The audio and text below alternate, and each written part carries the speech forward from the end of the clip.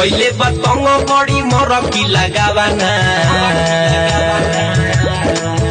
हर माई रे जमाई तोरा बेचेला फुलावाना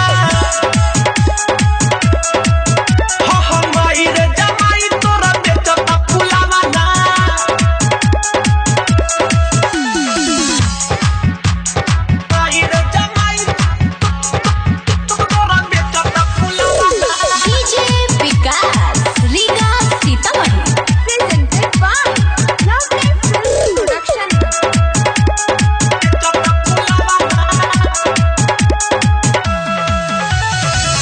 जो जाब करे छोड़ी नौकरी सरकारी बोली तो देवेला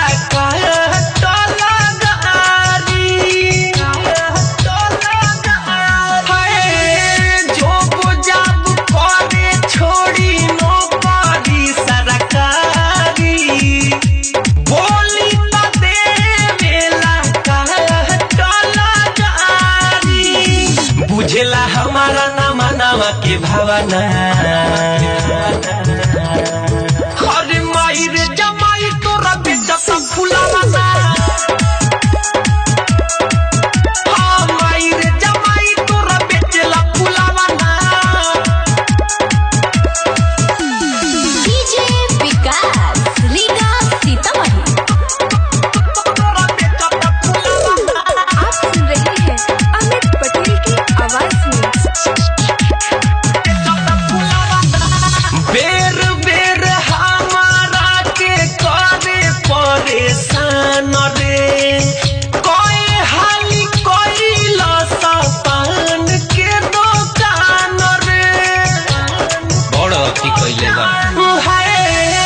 बेरी बेरी हमारा के करे परेशान रे कोई हाली कोई लसपान के दुकान रे खाए के रोटी बना जोरे के बालावाना हर माई रे जमाई तोरा बेचेला फुलावाना माई रे जमाई तोरा बेचता फुलावाना रोजो निकला जाला झोरा झुरी लाद के सुन रे खेला माई अपना दामाद के पहले बतंग बड़ी मोर की लगावाना